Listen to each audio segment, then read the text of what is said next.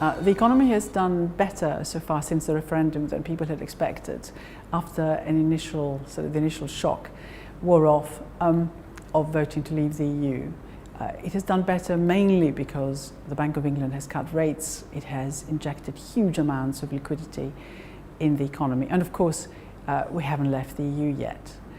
And what we saw was that business confidence and consumer confidence recovered back to levels that were there before the referendum. What's been happening in the last couple of months is that this confidence has started to evaporate. Certainly the most recent survey suggests that both business and consumer confidence is now declining again. And of course the reason for it is that there is increasing uncertainty as to when we leave the EU, how we will leave the EU, whether there will be any trade arrangements that will benefit various sectors, or whether there will be a hard or a soft Brexit. In such an environment, particularly one where the international trade environment itself is worsening, there's a lot of protectionism that we're seeing everywhere. The presidential election in the US has suggested that there too we're likely to see a lot more protectionism taking place. It means really that looking at replacing anything we may lose from the EU is going to be quite hard. What businesses are beginning to think is that in this environment we're not actually going to be investing.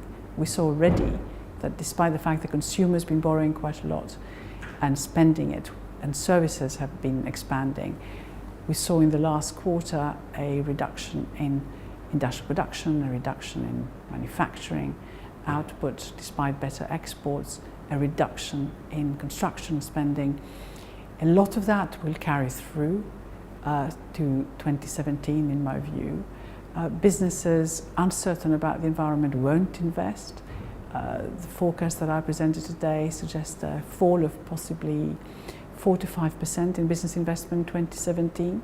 The consumer is going to find that inflation eats away their income increases, so wage growth is not going to keep up with the way in which prices are rising because of the fall in the pound, and therefore consumer spending itself will rise quite modestly by comparison to 2016, and all that will mean that growth in 2017 probably will not exceed 1%.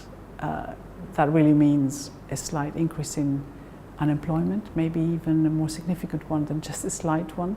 It depends, of course, on whether we still get the net migration that we saw before continuing through the year or not.